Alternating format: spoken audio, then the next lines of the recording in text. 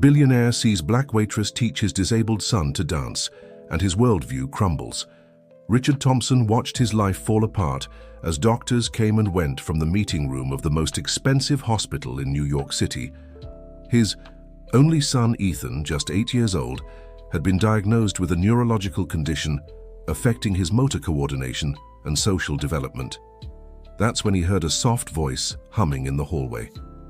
Turning around, he saw a black woman in a white uniform and black skirt, clearly a hospital employee, holding Ethan's hand and moving slowly with him. The boy, who hadn't smiled in weeks, was beaming. "Who authorized you to touch my son?" Richard snapped, his sharp voice echoing down the marble hallway. Aaliyah Johnson stopped immediately, but didn't let go of the boy's hand. Ethan squeezed her fingers tightly, as if afraid to lose her. "I'm sorry, sir, I work in the hospital cafeteria. The little one was crying alone in the hallway, and I just what? Thought you could take advantage of the situation?" Richard stepped forward, his face red with anger. "Daddy, no," Ethan shouted, something he hadn't done in months. "Aunt Aaliyah is my friend." Richard froze. His son, diagnosed with selective mutism on top of his motor issues, had spoken. Aaliyah remained calm, her brown eyes meeting his without fear. "Mr. Thompson, I understand your concern, but your son needed help, and Do you know who I am?" Richard interrupted. "I own half the commercial properties in this city. I could end your career with one phone call." "I know who you are," Aaliyah replied with dignity, "and I also know your son is suffering. Sometimes, what a child needs most isn't the best doctor, but someone who sees them for who they are." Ethan tugged at Aaliyah's skirt. "Auntie, will you come back tomorrow? Promise?" Dear listener, if you're enjoying the story, take a moment to like and especially subscribe to the channel. It helps us a lot as we're just starting out. Now, continuing. Aaliyah knelt to Ethan's level, ignoring Richard's furious glare. "If your daddy allows it, I'll come back, my angel." "That will never happen." Richard scooped Ethan into his arms, noticing how stiff his son felt. "Come on, son. We have an appointment with Dr. Williams." But Ethan began to squirm, something he rarely did. "No, I want Aunt Aaliyah. She teaches me to dance." "Dance?" Richard looked incredulous. "Ethan, you can barely walk without stumbling." "Yes, I can. Aunt Aaliyah said I dance with my heart." Aaliyah stood slowly. "Mr. Thompson, I've worked here for 5 years. Before that, I was a dance teacher. I can recognize when a child has potential, even with limitations." "Limitations?" Richard scoffed. "My son has a serious neurological condition. This isn't about potential." "Every child has potential," Aaliyah insisted. "Sometimes we just need to find the right way." Dr. Williams appeared in the hallway, a middle-aged man with gold-rimmed glasses. "Ah, Richard, I see Ethan is livelier today." "Doctor, this employee was—" Richard began. "Aaliyah." The doctor smiled. "Good to see you. How's your mother?" "Getting better, doctor. Thank you for asking." Richard was taken aback. "You know each other?" "Aaliyah is one of the most beloved people in this hospital," Dr. Williams explained. "Besides working in the cafeteria, she volunteers her free time helping children in the pediatric wing. She has a special gift." "I dance, Daddy," Ethan exclaimed. "Aunt Aaliyah taught me." Dr. Williams adjusted his glasses, intrigued. "Richard, studies show dance can help children with neurological conditions. Music and movement stimulate areas of the brain that—" "I don't want my son used as an experiment," Richard cut in. Aaliyah took a step forward. "Mr. Thompson, this isn't an experiment, it's love. Your son responds to music in such a beautiful way. If you'd just allow—" "I'll allow nothing. Ethan, we're leaving." But as Richard began to walk away, Ethan burst into desperate tears, stretching his little arms toward Aaliyah. Auntie Aaliyah." Aaliyah's heart shattered, but she maintained her professionalism. "Everything will be all right, sweetheart. Your daddy will take care of you." Richard carried his sobbing son out, ignoring the disapproving glances from other staff and patients. In the car, as the private driver navigated New York City traffic, Ethan cried quietly in the back seat. "Son, stop crying," Richard ordered, glancing in the rearview mirror. "Men don't cry." "I want Auntie Aaliyah," Ethan whispered. You have the best doctors, the best therapists. You don't need some... Richard stopped, swallowing the words he almost said. Need some what, Daddy? Nothing. Forget that woman. But Ethan didn't forget. In the days that followed, he refused to eat, skipped his therapy sessions, and wouldn't leave his room. Desperate, Richard hired more specialists and bought more expensive toys, but nothing worked. Jennifer, his ex-wife, called furiously from London. What have you done now, Richard?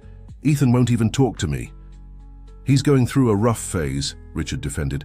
A phase? Our son is wasting away. I cancelled my tour to come back to the United States. I'll be there tomorrow. Jennifer, you don't have to. Don't have to. You always thought money could fix everything, Richard. Look where that's gotten us. The call ended abruptly. Richard stared at the family portrait on his desk, a photo from happier times. Before Ethan's diagnosis, before the divorce, before his obsession with control destroyed everything. That night, Richard found Ethan standing in his room, trying to dance alone. The boy stumbled and fell, but got up and tried again, humming, the same melody Aaliyah used to sing. Ethan, what are you doing? You'll hurt yourself. I'm practicing, Daddy, for when Auntie Aaliyah comes back. Son, Richard knelt. She's not coming back. Yes, she is, Ethan shouted. She promised. She's different, Daddy. She's not scared of me. Scared of you? What are you talking about? Everyone's scared, the doctors, the nurses, even you and Mommy. You think I'll break. But Auntie Aaliyah doesn't. She sees me. Richard's throat tightened. I see you, son. No, Daddy. You see the illness. Auntie Aaliyah sees Ethan. That night, Richard couldn't sleep. His son's words echoed in his mind. For the first time in years, he questioned his certainties. He'd always believed protecting Ethan meant keeping him in a bubble, surrounded only by the best, the most expensive, the most renowned, the whitest. The uncomfortable truth hit him like a punch. Yes, he'd judged Aaliyah by her skin, color by her humble profession. He'd grown up hearing his father say, people like us don't mix with people like them. He'd repeated that prejudice without even realizing it.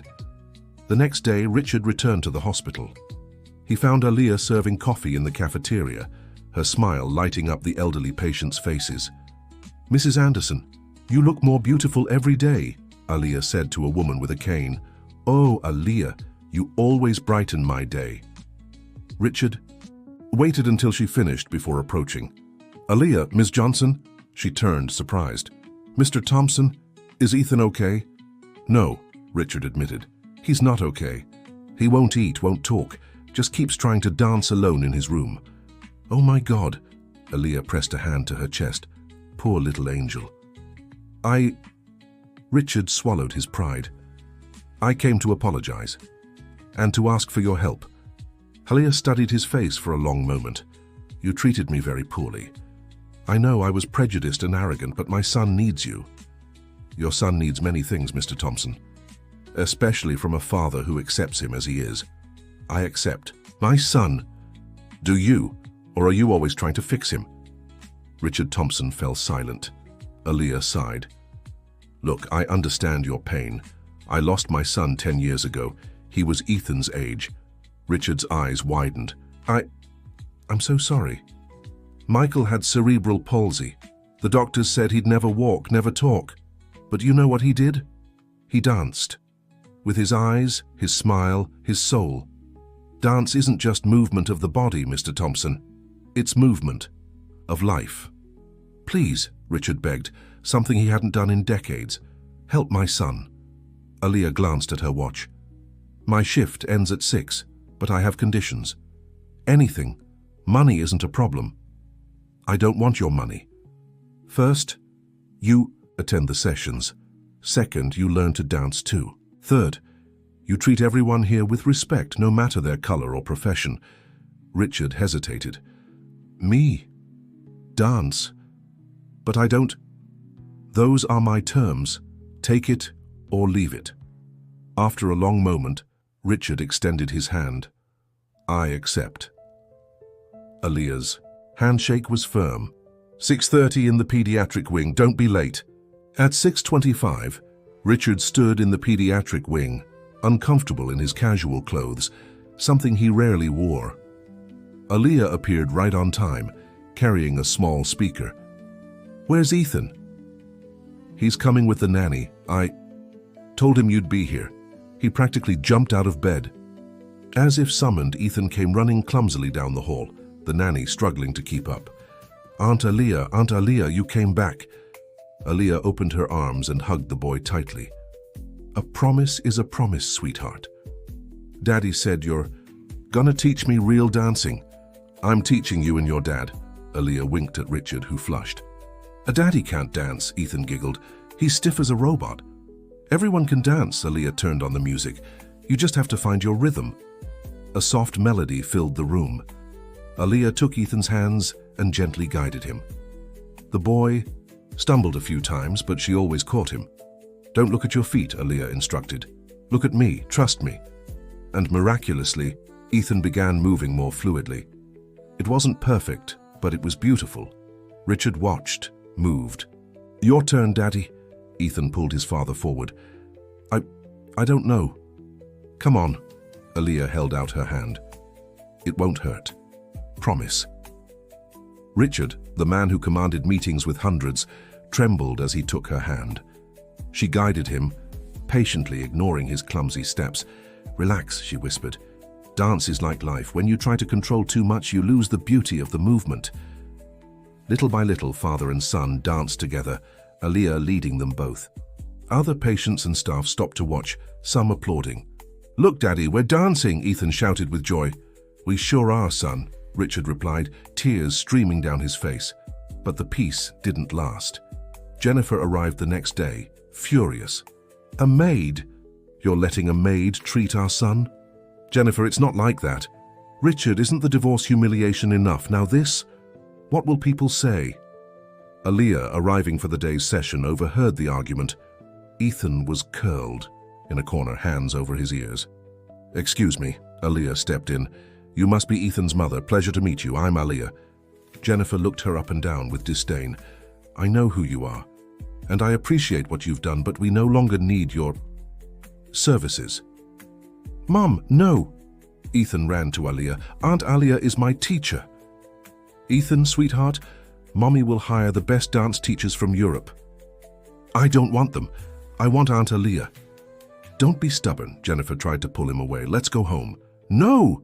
Ethan screamed so loudly that everyone in the hall froze. "You always do this. They always take away the people I love." The silence was deafening. Jennifer turned pale. Richard looked like he'd been slapped. "Ethan," Jennifer began. "First you two split up. Then they took Grandma away from me. Now you want to take Aunt Aaliyah away. I hate you." The boy ran off, stumbling but not stopping. Aaliyah went after him, leaving his parents in shock. She found Ethan in the hospital garden, hiding behind a tree, crying. "Hey, sweetheart," Aaliyah sat beside him. "Want to talk? Why does everyone—" "I love leave." Aaliyah pulled him onto her lap. "Sometimes, my dear, grown-ups complicate simple things, but you know what? Real love never leaves. It stays right here," she touched his chest, "tucked away safe. Do you promise you won't leave?" "I promise that whenever you need me, I'll be here, even if it's not the way we want." Richard and Jennifer found them embracing. Something in Aaliyah's face, the way she held Ethan, moved Jennifer deeply. "Can I talk to you for a minute?" Jennifer asked Aaliyah. The two stepped aside. Jennifer struggled for words. I'm not a bad person," Jennifer started. "I just want what's best for my son." "I understand," Aaliyah replied gently.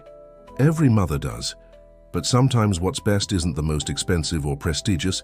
It's what touches the heart." "Do you have children?" "I did. My Michael passed away 10 years ago. But the time we had together taught me life is too precious to waste on prejudice." Jennifer began to cry.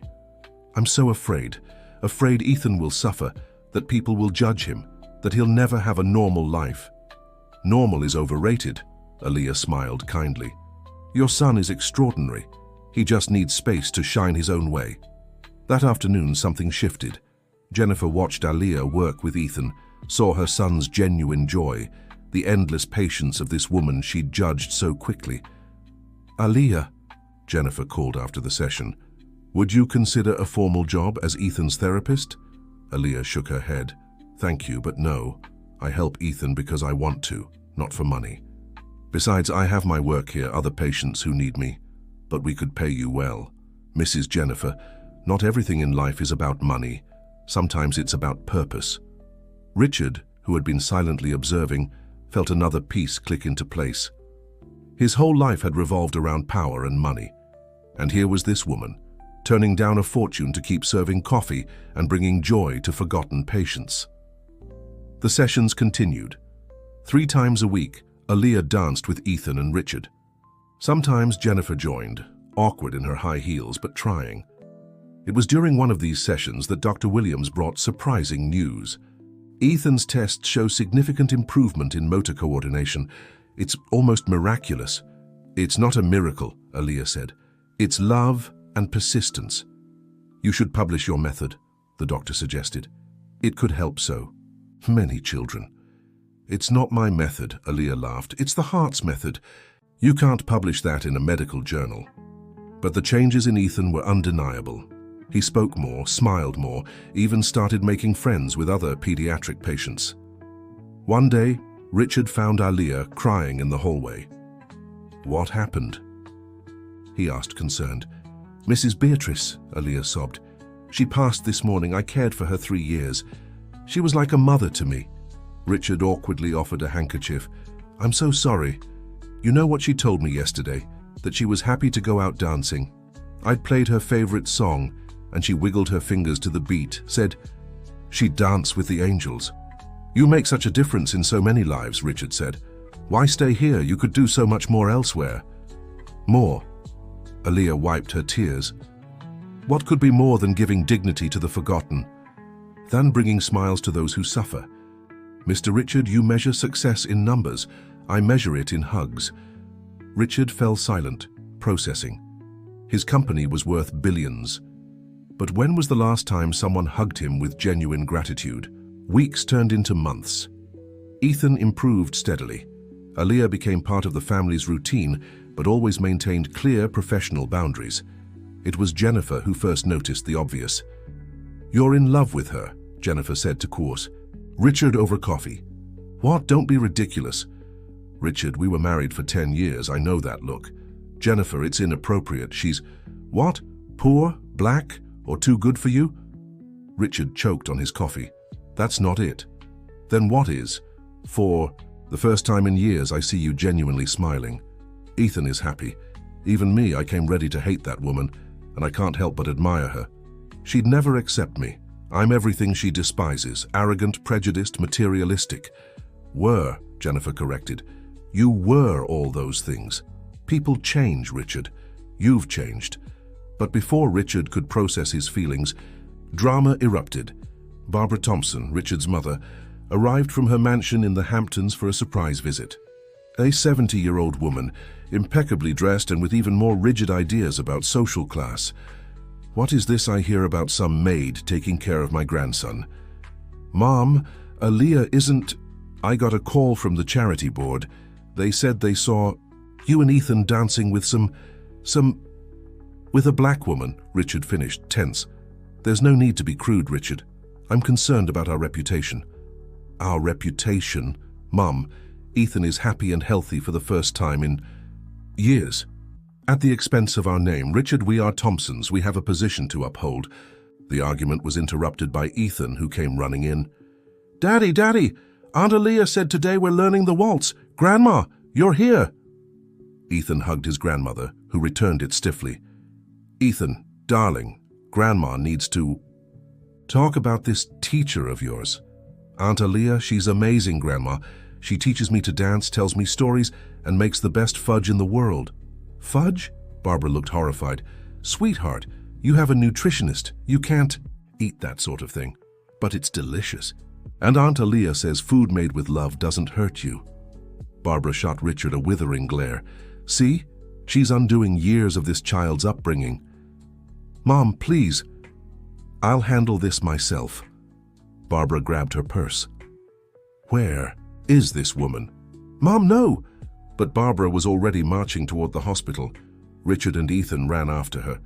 They found Aaliyah organizing a small birthday party for an elderly patient in the cafeteria. She was singing Happy Birthday with other staff, her face radiant with joy. "You," Barbara pointed at Aaliyah. "I need to speak with you." Aaliyah, still smiling, approached. "Of course, Mom, how can I help? You can stop taking advantage of my son and grandson's vulnerability." Aaliyah's smile faltered, but she kept her composure. "I'm sorry. I don't understand." "Don't play. Dumb, I know exactly what women like you want. How many millions will it take for you to disappear?" The cafeteria fell completely silent. Everyone watched in shock. Aaliyah took a deep breath. "Ma'am, I don't want any money. I help Ethan because you're an opportunist." Barbara raised her voice. "You think you can seduce my son with this kind teacher act? I know your type." "Mom," Richard exploded. "How dare you?" "Grandma, stop!"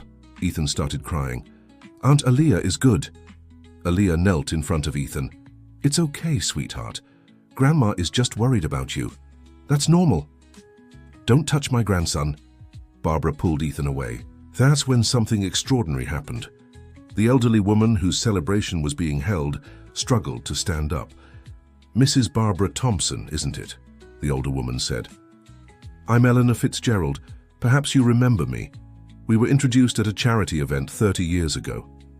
Barbara, taken aback, nodded. "Well, let me tell you something," Eleanor continued. "This young woman you're humiliating saved my life, not with expensive medicines or exclusive treatments, but with dignity. When I wanted to give up, she gave me reasons to keep going. If that's being opportunistic, the world needs more opportunists like her." Other patients began to speak. "Aaliyah stayed with me all night when my husband died. She paid for my medicine out of her own pocket when I had no money. She taught my granddaughter to read when her teachers gave up on her." Barbara turned red. Richard seized the moment. "Mother, you raised me and my siblings to judge people by appearances and social status. But you know what I've discovered? That while we lived in our bubbles of privilege, we lost the ability to see what truly matters." "Richard, you're blind." "No, Mother. For the first time in 40 years, I'm seeing clearly. And if you can't recognize the extraordinary, her woman Aaliyah is, that's your problem, not ours." "Ours?" Barbara caught the implication. "Richard Thompson, don't tell me you—" "That I what? That I've learned to respect someone worth more than all our money combined?" "Then yes, I have." Aaliyah, who had stayed quiet until now, finally spoke. "Mrs. Thompson, I understand your fears. You want to protect your family. But I can assure you, I want nothing but Ethan's happiness. And if my presence causes so much discomfort, I can step away." "No," Ethan shouted, clinging to Aaliyah. "If she leaves, I'm going with her." "Ethan!" Barbara was shocked. "It's true. I'd rather live with Aaliyah than with people who only know how to fight." Jennifer, who had arrived during the commotion, intervened. "Barbara, enough. Look at what you're doing. You're traumatizing your grandson over outdated prejudices." "Jennifer, you too? I thought you had more class." "Class?" Jennifer laughed, bitterly. "Do you know what class is, Barbara? It's Aaliyah turning down a fortune to keep helping people. It's her treating everyone with dignity, from the homeless to millionaires. That's class. The rest is just arrogance disguised as etiquette." Barbara looked around. Dozens of faces stared at her in disapproval. Her grandson was crying in the arms of a woman she had tried to humiliate. Her son looked at her with disappointment. Even Jennifer, who had always been her ally, was against her. I just wanted," Barbara stammered. "You wanted to keep up appearances," Aaliyah said gently. "I understand. I've spent my whole life being judged for mine, but you know what? I've learned that when we stop worrying about what others think and start truly living, life becomes much more beautiful." Barbara left the hospital in silence, leaving behind a trail of embarrassment. Dear listener, if you're enjoying the story, don't forget to like and especially subscribe to the channel. It helps us a lot as we're just starting out. Now continuing. That night, Richard found Aaliyah in the hospital garden, gazing at the stars. "I'm sorry for what my mother said," he began. "You don't have to apologize. She was just protecting what she loves. It doesn't excuse the prejudice." "Mr. Thompson, I've heard things like that my whole life. I've learned that others' hatred doesn't have to become mine." "How do you do it? How do you not get angry?" Aaliyah smiled sadly. "Who says I don't? But I learned from my Michael that life is too short to waste on bitterness. Every day he lived was a celebration. Despite the pain, that's how I choose to live. You're extraordinary, Richard said without thinking. Aaliyah blushed. I'm not. I'm just a woman who learned that dancing is better than crying. Richard stepped closer. I need to tell you something. Mr. Thompson. Please. Just Richard. I think after months of dancing together, we can drop the formalities. Aaliyah laughed nervously. All right, Richard. What do you need to say? That you changed my life? No, you changed me. I spent 40 years thinking I knew everything. That money and power were the only things that mattered. You showed me I was an arrogant fool. Hey, don't say that. It's true. I judged people by their skin color, their bank account, their last name. I raised my son to be as cold as I was, and then you came along with your smile that lights up hospitals, your dancing that heals souls, your heart that knows no prejudice. Richard, please. I'm in love with you, Aaliyah. The words hung in the air. Aaliyah closed her eyes, a tear rolling down. No, she whispered. You can't be. Why not? Because we're from different worlds. Because I'm 42 with a lifetime of scars. Because you deserve someone from your class, someone your mother would approve of. To hell with my mother, Richard said fiercely. Aaliyah, look at me. She opened her eyes, meeting his. I don't want someone from my class. I want you. The woman who taught my son to smile, who taught me to dance, who taught me to live. Richard, I also... Aaliyah struggled with the words. But it can't work. I'm a simple woman. I live in a 2-room apartment on the outskirts. I take 3 buses to get to work. I don't know which fork to use at fancy dinners, and I don't know how to make coffee without burning it. I don't know how to talk to people without discussing business.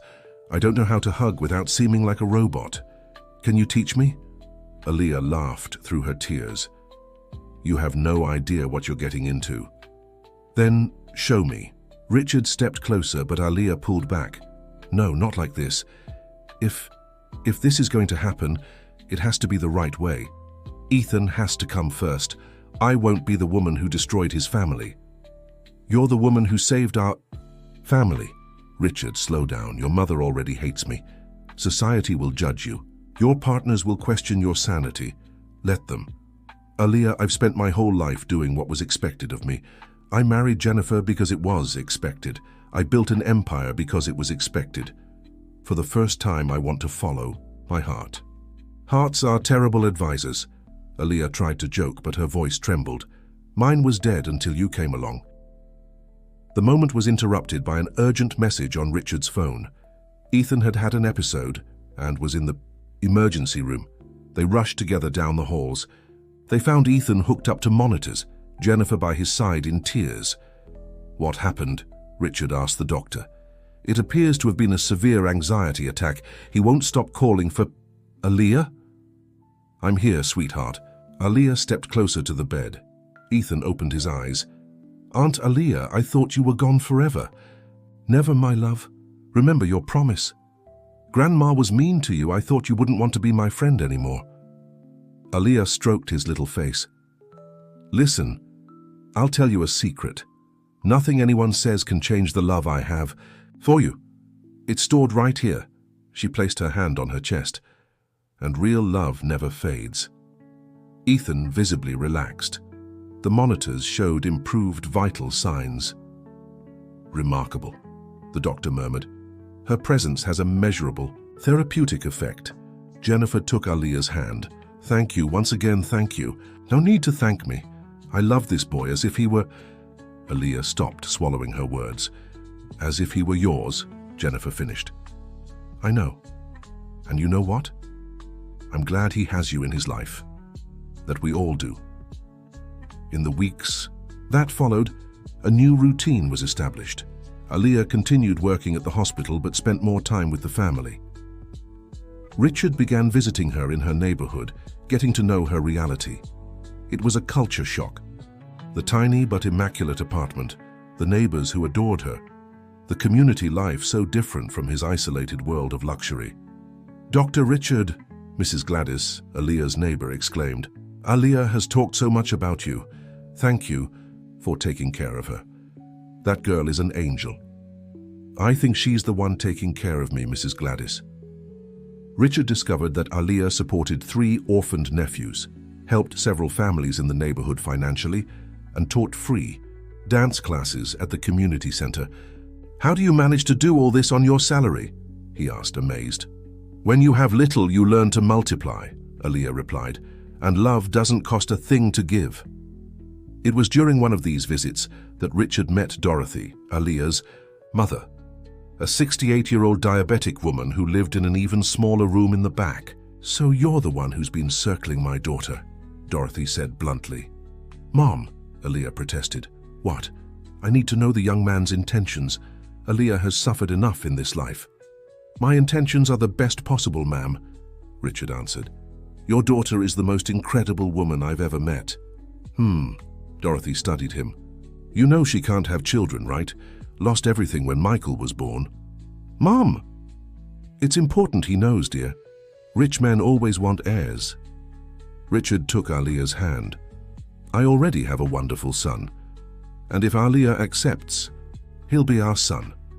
Aaliyah began to cry. Dorothy softened. "Well, at least you're straightforward. I like that.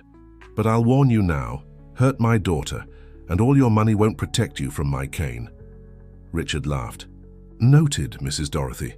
The relationship progressed slowly. Aaliyah insisted on keeping clear boundaries while Ethan adjusted, but the boy, with childlike wisdom, was the one who sped things up. "Dad," Ethan said one day, "do you love Aunt Aaliyah?" "Why do you ask, son?" "Because you get this silly look on your face when she's around, just like the prince in the movie." Richard blushed. "It's complicated, son." "No, it's not. You love her, she loves you, I love everybody. Done. Simple." "Ethan."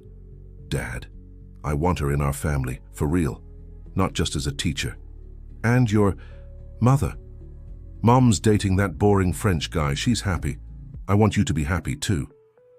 The child's simplicity cut through all the adult complications. The turning point came during the hospital's Christmas recital. Aaliyah had organized a performance with pediatric patients. Ethan was the star, dancing an adapted waltz. New York City's elite attended. It was a charity event after all. Barbara Thompson sat in the front row, stiff as a statue. When Ethan walked in, murmurs spread. The boy who could barely walk 6 months ago now glided across the stage. Not perfectly, but with confidence and joy. Aaliyah stood backstage, tears streaming as she watched her little angel shine. Richard approached from behind.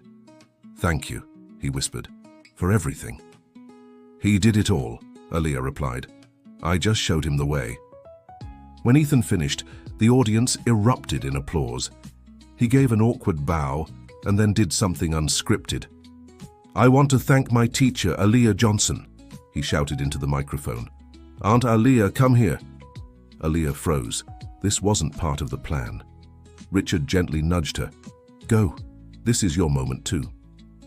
Aaliyah stepped onto the stage, embarrassed.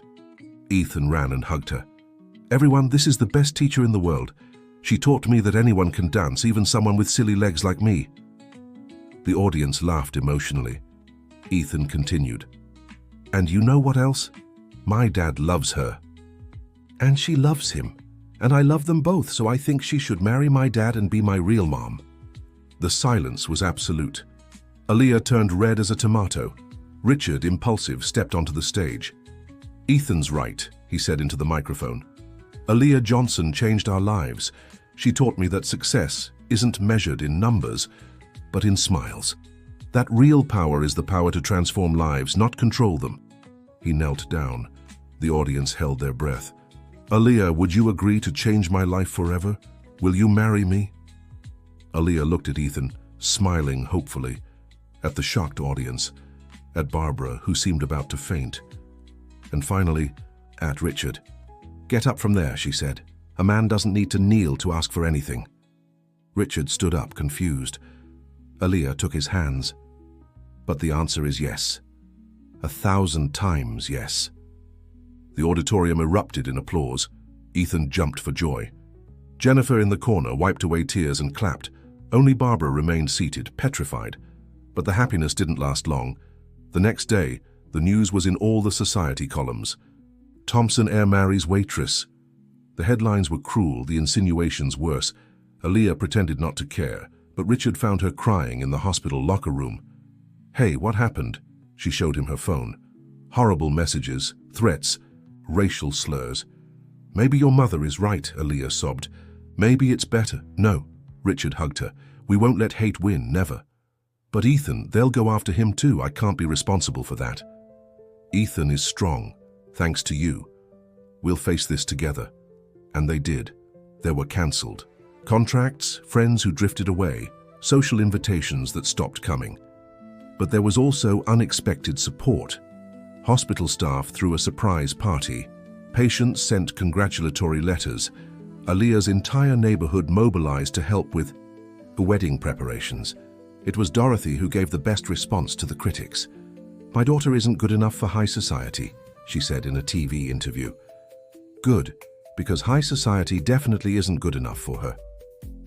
The wedding was set for 3 months later. Aaliyah insisted on something simple in the hospital. "Garden. It's where we met," she explained, "where our story began." But Barbara had other plans. She showed up at Aaliyah's apartment a week before the wedding. "We need to talk," Barbara said, entering uninvited. "If you came to offer me money to back out, you can save it," Aaliyah replied calmly. "I'm not for sale." "I didn't come to offer money." Barbara sat in the simple kitchen chair. "I came to apologize." Aaliyah nearly dropped the coffee she was making. "What?" "I've spent my whole life judging people by appearances, thinking blood and last names defined worth. But I saw my grandson dance. I saw my son smile like he hadn't in decades. I saw you refuse bribes that could buy this entire neighborhood." Barbara paused, struggling with her words. "My husband, Richard's father, was a cruel man. Rich, powerful, but cruel. I spent 40 years in an unhappy marriage because it was proper. I watched Richard repeat my mistake with Jennifer. I thought I was protecting my grandson from pain, but I was just perpetuating the cycle." "Mrs. Thompson, please let me finish. You have something all our money could never buy: authenticity. The courage to be who you are, to love without calculating. My grandson is lucky to have you. My son is too. And if you'll allow me, I'd like the chance to get to know the extraordinary woman joining our family." Aaliyah silently poured the coffee, processing. "You humiliated me publicly," Aaliyah finally said. "Said horrible things." "I know. And if I could turn back time, but I can't. I can only promise to do better from now on." "Why should I believe you?" Barbara took an envelope from her purse. "Because I spent the week visiting the families you help. I heard their stories, saw the community center where you teach, talked to the children you've saved. And I realized I'd spent 70 years without making a real difference in anyone's life." She handed the envelope to Aaliyah. "What's this?" "The deed to the community center. It was about to be sold to a construction company. I bought it and put it in your name. Now, no one can take away the space where you work your magic." Aaliyah began to cry. "Mrs. Barbara, I don't know what to say. Say you forgive me and let me be part of this beautiful family you're building." The two women embraced, tears mingling with melted prejudices and budding hopes. The wedding. Day dawned sunny. The hospital garden had been transformed into a simple yet elegant fairy tale. Patients in wheelchairs occupied the front row. Hospital staff mingled with New York City's elite in an unlikely celebration. Ethan, as the best man, stole the show as he walked carefully but determinedly, carrying the rings. Aaliyah entered to the sound of "What Love Is," sung live by the children from the community center. Her dress was simple, bought in the garment district, but she shone like a queen. Richard couldn't hold back his tears when he saw her. How could a man who'd spent his life calculating profits and losses have failed to measure the worth of this woman? The vows were written by themselves. Aaliyah began. "Richard, you came into my life like a storm. Arrogant, controlling, full of certainties. But behind the armor, I found a man capable of change, of love, of humility. I promise to keep teaching you how to dance, not just with your feet, but with your soul. I promise to love Ethan like the son life gave me as a gift, and I promise never to let you forget that true love has no price, color, or social class. Richard, moved, responded, Aaliyah, you taught me I was poor while living among millions. Poor in joy, in purpose, in true love. You transformed my worldview with your endless generosity. I promise to spend the rest of my life trying to be worthy of your love. I promise to use my privilege to multiply the good you do. And I promise to dance with you every day, even when the music stops. When the priest declared them husband and wife, Ethan shouted, Now we're a real family. And with an awkward run, he hugged them both at once. The reception was a unique blend of worlds. Samba musicians from Aaliyah's neighborhood played alongside the symphony orchestra. Brigadeiros made by Dorothy shared the table with French canapes. Rich and poor danced together, united by the contagious joy of the moment. Barbara, transformed, danced with the hospital janitor. Jennifer toasted with Dorothy. Invisible barriers fell with every song. It was during the newlyweds' waltz that the real miracle happened. Inspired, Ethan grabbed the microphone. Hey everyone, I want to dance too, but not alone. I want everyone who has trouble walking to come dance with me. Patients in wheelchairs, on crutches, with walkers, all made their way to the dance floor. Aaliyah and Richard stopped dancing to help. Soon, the entire garden was a celebration of resilience and inclusion. Look what you've done, Richard whispered to Aaliyah. You've transformed all of us. It wasn't me, Aaliyah replied. It was love. Love always transforms. Months passed. Aaliyah moved into Richard's penthouse but kept her mother's apartment. 3 times a week, she returned to the neighborhood to teach. You don't have to work anymore, Richard offered for the 100th time. Yes, I do, Aaliyah answered. Not for the money, for the purpose. Those patients are my family too. Richard learned to respect that. In fact, he began joining her, finding satisfaction in serving coffee, listening to stories, and being truly useful. Richard's transformation impacted his business. He implemented social programs in his companies, hired from underserved communities, and created a fund for children with disabilities. You're getting soft, joked one of his partners. No, Richard replied. I'm becoming human. Ethan flourished. With Aaliyah officially as his mother, he gained not just emotional stability, but a support network that included her entire community. Mom, he said one day, I'm the luckiest boy in the world. Why, my love? Because I have 2 moms who love me, a dad who learned to smile, and a grandma who discovered money isn't everything. And you taught me that limits only exist in our minds, Aaliyah hugged him. It was during their first wedding anniversary that the next twist came. Aaliyah fainted during a class at the community center. At the hospital, after tests, the doctor delivered shocking news. Aaliyah, you're pregnant. Impossible, Aaliyah said. I can't have children. The doctors told me. The doctors were wrong, the obstetrician smiled. They're twins, healthy and developing perfectly. Richard nearly fainted. Aaliyah cried for hours, torn between joy and terror. What if I lose them too, she confessed late at night. You won't, Richard held her. We have the best medical team. It's not that. What if it's punishment for being too happy? Aaliyah, look at me. You deserve all the happiness in the world. It's not punishment, it's a blessing. Our children will be born surrounded by more love than any child has ever had. Barbara, upon hearing the news, had the best reaction. Twins? Wonderful. I'll renovate the guest room to be their nursery at my house. Oh, and Aaliyah, I've scheduled a baby shower with the ladies from the club. They'll have to swallow their pride whether they like it or not. The pregnancy was monitored with extreme care. Aaliyah reduced her activities but didn't stop completely. These babies will be born dancing, she joked. I can't sit still. Ethan was overjoyed. I'm going to be the best big brother in the world. I'll teach them how to dance too. Jennifer, always present, helped however she could. Aaliyah, you've united this family in a way I never could. Thank you. We're all his mothers, Aaliyah replied. That binds us forever. The delivery was scheduled for December. Aaliyah insisted on decorating the entire hospital for Christmas. My babies will be born in celebration, she declared. But in November, another crisis. The construction company that lost the bid for the community center filed a lawsuit against Aaliyah, alleging irregularities. "It's a lie," Aaliyah cried. "They just want the land back." "We'll fight," Richard promised, "with the best lawyers." "No," Aaliyah interrupted. "No war. We'll resolve this through dialogue." "Aaliyah, they want to destroy your work." "And I want to show that conflicts can be solved without destroying people." The meeting was tense. The construction company owner, Jonathan Miller, was a hard man. "Mrs. Thompson, let's be practical. That land is worth millions. You're wasting it on poor people who pay nothing." "First, it's Johnson Thompson," Aaliyah corrected. "I kept my name. Second, the value of that space isn't measured in money." "Everything is measured in money." "Really? Then tell me, how much is a child's smile worth when they learn to walk? The hug of a mother watching her child overcome limitations?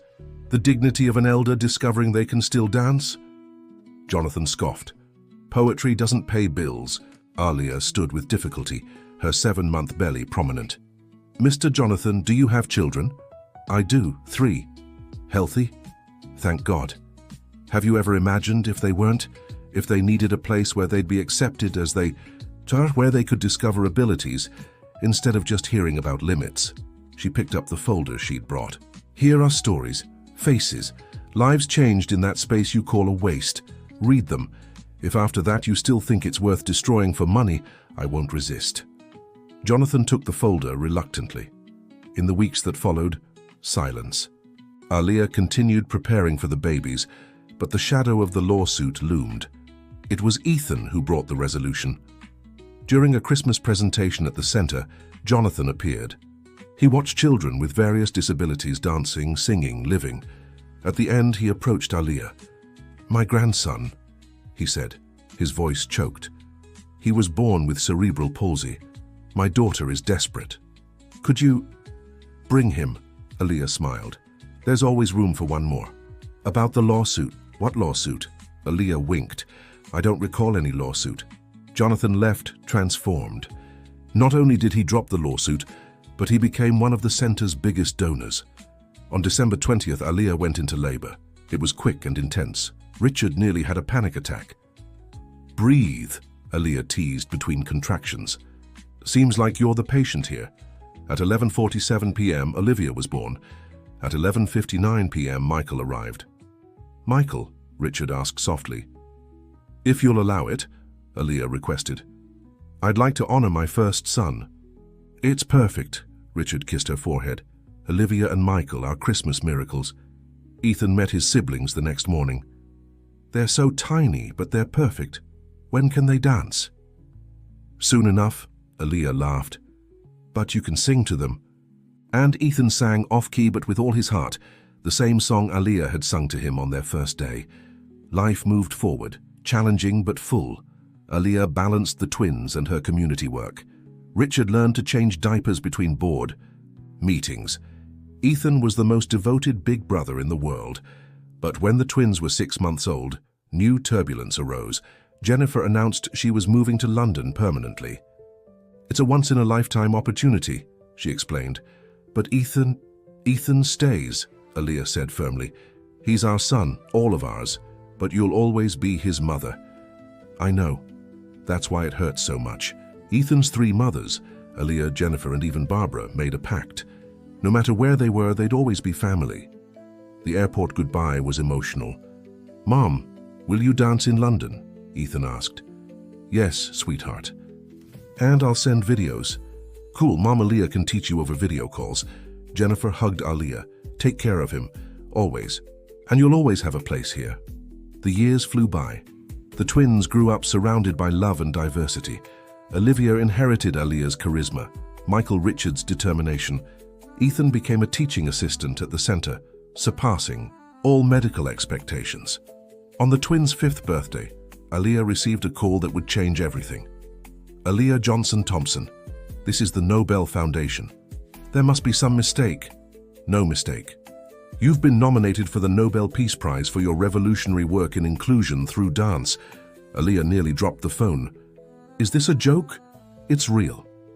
The nomination came from a committee of doctors and educators impressed by your methods and results. The news exploded in the media. The waitress who became Thompson might now become a Nobel laureate. "I don't even know what to say," Aaliyah confessed to Richard. "Say yes. You deserve recognition for what you do. But the Nobel, I just dance with kids. You transform lives, break down prejudices, bridge worlds. If that's not work for peace, what is?" Preparations for the possible award brought global attention to Aaliyah's work. Documentary crews filmed the center. Researchers studied her methods. Families worldwide sought help. "It's getting too big," Aaliyah worried. "Then let's make it even bigger," Barbara surprised her. "I'm donating half my fortune to establish Aaliyah Johnson centers across the United States." "Barbara, no, it's the least I can do. I spent 70 years accumulating money without purpose. Now I know what it's for." But not everything was rosy. With fame came attacks. People questioned whether a woman with no academic background deserved such an honor. If it wasn't just marketing by the Thompson family, it was during one of these difficult moments that Aaliyah found strength in an unexpected place. Mom, Olivia, now 5 years old, said, "Why are there mean people?" "They're not mean, sweetheart. Sometimes people are afraid of what they don't understand. Then they just need to know you. Everyone who knows you becomes nice." The wisdom of a child once again showed the way. Aaliyah decided to open the doors completely. She invited the critics to see the work firsthand. Many were transformed when they witnessed the reality.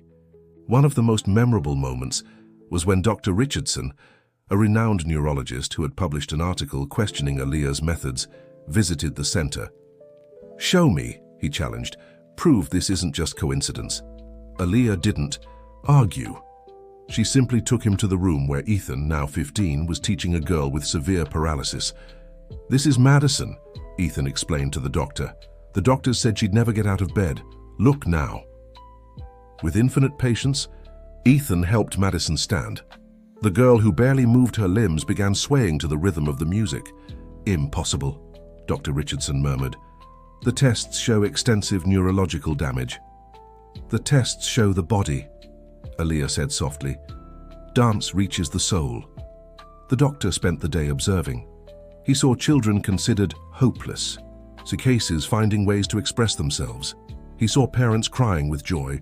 He saw love in action. At the end, he approached Aaliyah. "I was skeptical. Science was my religion. But there's something here that goes beyond my textbooks, forgive me." "There's nothing to forgive. Questioning is important. But sometimes the answers aren't where we expect them." Dr. Richardson became one of the biggest advocates of the Aaliyah method, publishing studies on the neurological benefits of adaptive dance. Dear listener, if you're enjoying the story, take a moment to like and especially subscribe to the channel. It helps us a lot as we're just starting out. Now, continuing. The Nobel ceremony was approaching. Aaliyah was confirmed as a finalist, competing with activists and world leaders. "Mom, are you going to win?" Michael asked. "I don't know, sweetheart, but just being there is already a victory." "Nonsense," Ethan interrupted. "You've already won. You've changed the world. The prize is just paper." The trip to Oslo was a family affair. Richard, the kids, Barbara, even Jennifer came from London. The whole United States was cheering. The night before the ceremony, Aaliyah couldn't sleep. "Nervous?" Richard asked. "Terrified? What if I trip? Forget my speech? What if they find out I'm just an ordinary woman?" "You're not ordinary. You're extraordinary. And even if you trip, you'll get up dancing." On the morning of the ceremony, a surprise. Dozens of children from the center had traveled with the help of donations to support Aaliyah. "We came to dance with you," they shouted. Aaliyah cried like a child. "You are my real prize." The ceremony was solemn when they announced, "Aaliyah Johnson Thompson, for revolutionizing inclusion through the art of movement." The auditorium erupted. Aaliyah stepped onto the stage, trembling. She looked at the audience, her family, her children, her entire life summed up there. She began her speech in hesitant English, but soon switched to Portuguese. "Forgive me, but I need to speak in my language, because it's the one I learned to love in. 10 years ago, I was a broken woman. I had lost my son, my hope. I served coffee in a hospital and thought my life was just that." Pause. Breath. "Then, I met a boy the world said would never dance. a boy who taught me that limitations exist to be overcome. Ethan, my son, this is for you. Ethan wept in the audience. Aaliyah continued, I learned that dance isn't about perfect steps.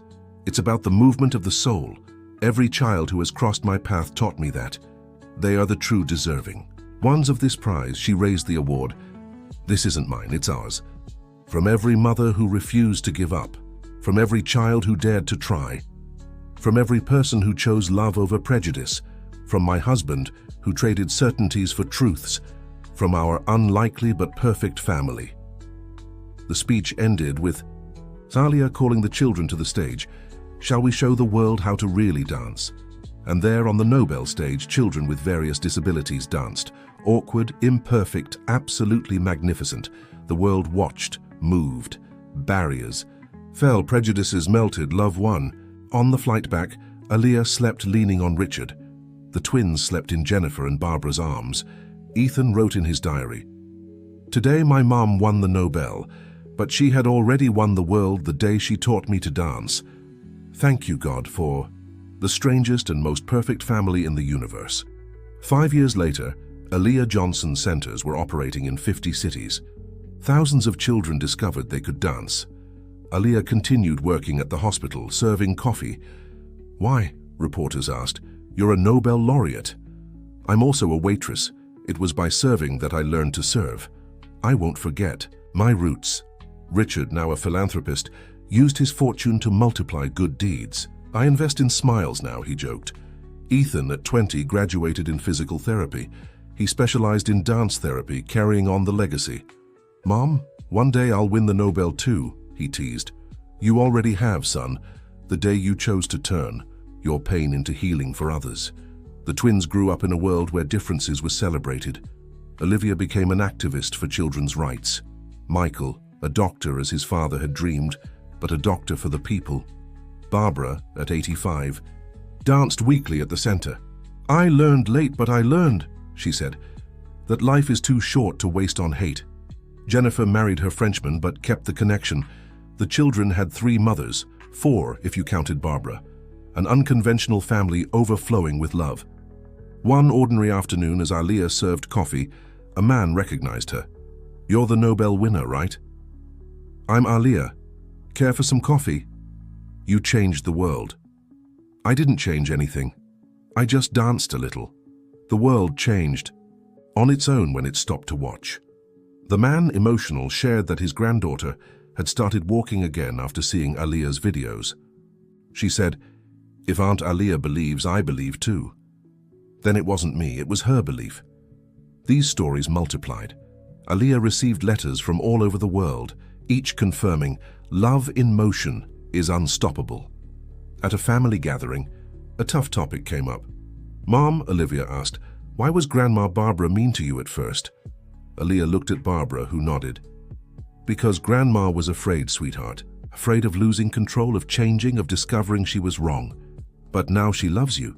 Yes, because love is stronger than fear. Always. Barbara added, and because your mother taught me that real family has nothing to do with blood or last names. It's about choice, choosing to love every day. Richard hugged Aaliyah. Best choice of my life. Mine too, Aaliyah smiled. Even when you were an unbearable pain. Hey, Dad really was a pain, Ethan confirmed, laughing. Thank God, Mom. Fixed him. Fixed nothing, Aaliyah corrected. I just showed what was already there. Sometimes we just need someone to see our best. Time passed. Aaliyah grew old dancing, literally. At 60, she was still teaching. At 70, still serving coffee. At 80, in a wheelchair, still guiding. The body ages, she said. The soul dances forever. Richard went first, at 85. He died, dancing literally, his heart stopping during a waltz with Aaliyah on their anniversary. He went as he lived these last 40 years, Aaliyah said at the funeral, in motion, with joy, with me. There was no sadness, only celebration. A life transformed, multiplied in love. Aaliyah lived to be 92, lucid until the end. Her last lesson was given from the hospital bed where it all began. Remember, she told her students, dance isn't about perfection, It's about connection, with yourself, with others, with life. Never stop dancing.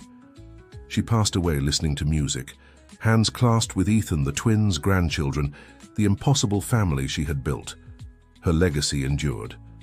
The Aaliyah Johnson Centers became a global benchmark. The Aaliyah method was studied in universities. But more importantly, generations learned that love has no color, class, or limits. Ethan, now 60, led the foundation. My mother taught me that everyone can dance. I've spent my life proving it. And you know what? She was right, as always. On Aaliyah's centennial, the world celebrated. Millions danced simultaneously, disabled, elderly, children, rich, poor, all united by a woman who dared to see beyond. Olivia, now Secretary of Inclusion, spoke. Aaliyah Johnson left us 8 years ago.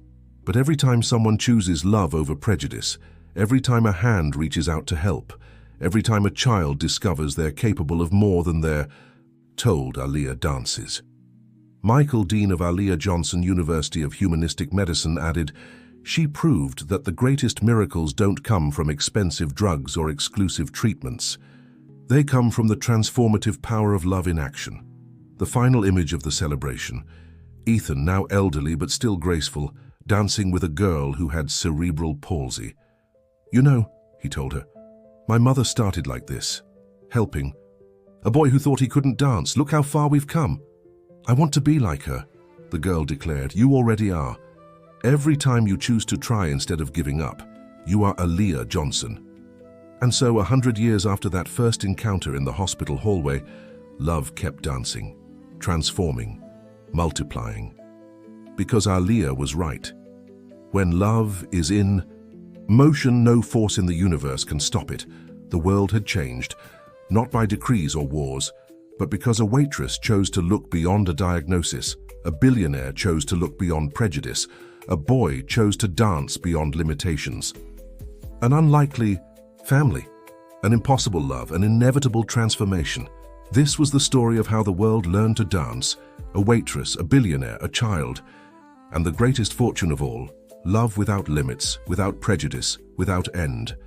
Aaliyah Johnson Thompson, Nobel, waitress, mother, teacher, the woman who proved we can all dance.